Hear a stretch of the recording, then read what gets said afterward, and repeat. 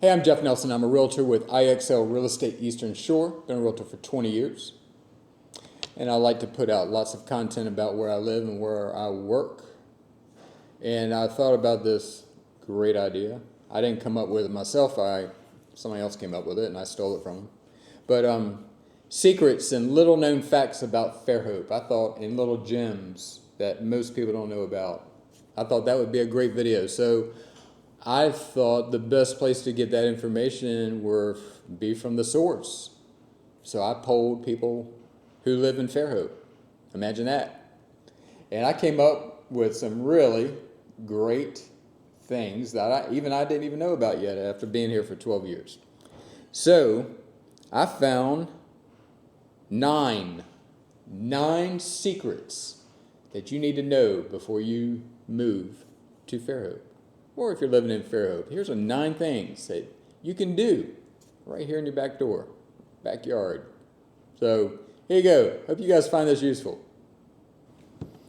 So in no particular order, number 1, let's talk about the Jubilee. Now everybody who lives here knows about the Jubilee and what it is, but nobody really knows about it until they get here or they hear about it. But it's kind of a nice little secret or a little known fact that in Mobile Bay, for those who are seeing this from across the country, have never heard about a Jubilee, I'm going to give you the down low on a Jubilee. So in Mobile Bay, usually it's once or twice a year, and it's always during the summer. It's when it's very hot. Now, I don't understand the science of it, but it has to do with oxygen in the water. So a Jubilee is when the sea life, fish and shellfish, make their way to the shoreline in search of oxygen. Okay, so there's certain things that have to happen. It has to be very hot temperatures, has to be easterly winds and rising tides, and which brings in other vegetation, which sucks the oxygen out of the water. So you got trout, speckled trout, flounder, shrimp, and blue crabs. They're racing to the shores, and they congregate among the shores of Fairhope, Daphne, and other places on the Mobile Bay in search of oxygen. And so it's crazy because there are a ton of them. So usually the Jubilee, again, happens about once or twice a year. It's usually in July. It's very hot when it happens, and word gets around. Okay, word gets around. Like you could be in a grocery store, be it wherever, pumping gas, and somebody will say, "Hey, the Jubilee's going on right now at such and such," and it's kind of neat. So, but you can really come out of there. You can come out of there with a ton of sea life. All right, I've heard stories where you can get wash basins full of shrimp, or you could fill up the back of your pickup with a foot of blue crabs, a foot deep. So it's crazy, but it's true. It's a little known fact about Fairhope.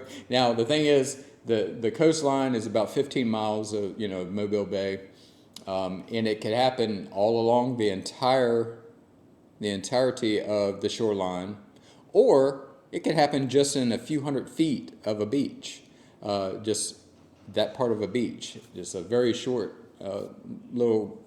You could all funnel in right there. It just depends on where they're trying to get oxygen from. So, neat little fact if you haven't heard about the Jubilee that happens in Fairhope and Daphne, Lower Alabama.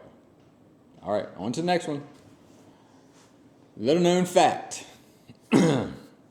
There is a neighborhood. Now, obviously, I'm a realtor, so I found out about this fairly quick when I moved here in 2012 from Virginia. So there is a neighborhood in Fairhope called the Fruit and Nut District. That is the official name of the neighborhood. At least it is in the MLS. In the MLS, it says Fruit and Nut District.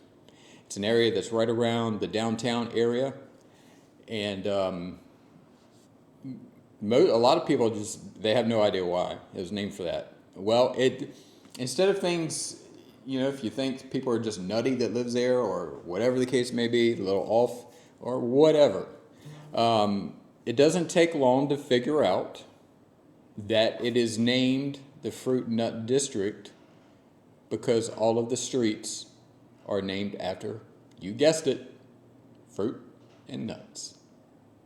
Little known fact. I find this very interesting. I really do. I'm not really a history buff, but I'm not in history at all, to be honest with you. I mean, let's just be real, okay? But this history about Fairhope is very interesting to me. All right. So in 1894 is when Fairhope was founded. And it is said, history tells us, that Fairhope was founded by a bunch of socialists, which then attracted a bunch of people that were free thinkers, free lovers, artists, raw foodists, and yes, nudists. So apparently, Fairhope was had its own nudist colony, and there was talk back in the day of people going out in the bay swimming and walking up and down the beach naked, and out in the bay naked. So I don't know. I'm not sure if I'd do that or not. I'm kind of old now, but I don't know that I'd do that if I was 20. Anyway, the biggest thing I would be concerned about, more so than the nudist part, is the alligator thing. I would be scared about that, swimming in the bay. Anyway, little known fact, Fairhope used to have a nudist colony. This is an interesting one. In Fairhope, near the Montrose area, there is a what we call a Hermit Hut. I think it was Henry Stewart that built it. Anyway, it's called Tolstoy Park, the Hermit Hut, and it's just something that has stood the test of time. I really don't I don't know the history about this, but you can go there to this day. It's a round dome-shaped house that's like 14 foot in diameter, has like 6 houses. It was built like in the early 1900s, concrete, and you can still go there today. It's actually it's registered with it's the National Registry of Historic Places. It's listed, so it's protected, and but it has some office buildings around it, but and I think they have some kind of iron pan in there if you want to make a donation, but I think some people go there all the time, and some people go every day and just meditate, or I'm not sure I don't know if you can stay the night. I don't know. I haven't been there yet, and I probably pass it all the time, but it is another interesting fact about Fairhope. Tolstoy Park, the Hermit House. There you go. I think this is a little bit of a gem of Fairhope. It's something that's not really widely known. It's the Tiki Bar. The Tiki Bar at the American Legion, which is on South Mobile Street, that runs right along Mobile Bay, not too far from downtown Fairhope. And so this Tiki Bar is behind the American Legion. So I guess it's owned, that whole thing is owned by the American Legion there, which is across the street from Gambino's, great restaurant. But so my girlfriend and I have been there a couple times, and it's just really neat. It is a bar. We don't drink, but it's a bar, and if you just want, they have live music, but what it is, it's you park, there at the American Legion, and then you go back and go down this flight of stairs. They got bathrooms there and all that, but it's an outdoor bar area. So even though I don't drink, we get our Diet Cokes and sit there, and it's on the beach. So right there on Mobile Bay. So we like to go towards the end of the day, and of course you have great sunsets right there. So the Tiki Bar is another, I don't know about secret, but not a lot of people know about it. And it's definitely a little known thing to do in Fairhope. All right, there you go. Tiki Bar, American Legion. All right, so this next one is going to be fairly unique because, to my knowledge, there's only two places, I think, two different areas in the entire country that does this. And Fairhope is one of them. And some of you might can guess that it is the Fairhope single tax. That Fairhope is a single tax colony. Okay, so what is that? What is that? Single tax colony.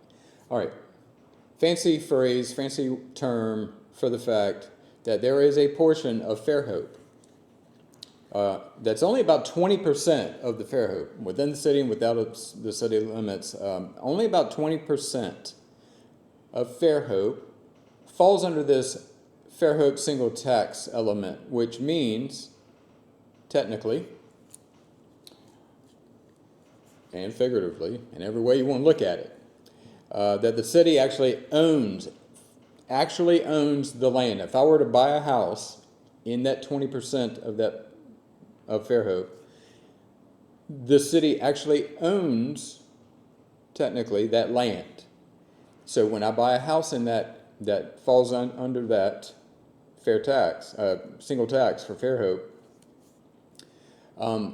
they would give me a 99-year lease of that property, and so any taxes I would pay, like property taxes, would go towards that, and then they use that money to work towards improvement of the community, like parks and museums, libraries, community walkways, that type of thing. So yeah, everybody does it. I've never had anybody not buy a house because it fell in that 20%.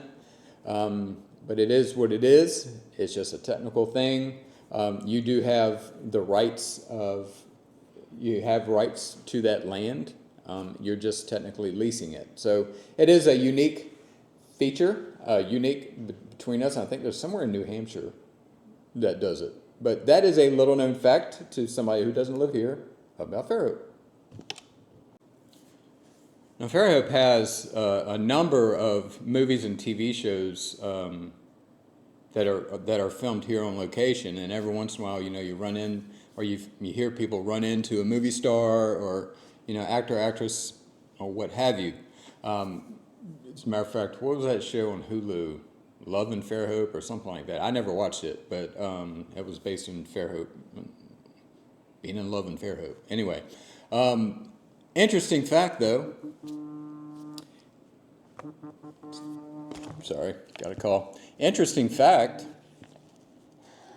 if you're a little older like I am, in 1976, there was a film called Close Encounters of the Third Kind. And if you're not 56 like I am, you probably have heard about it. It's just an old sci-fi movie about the third close encounter being UFOs, aliens, and that type of thing.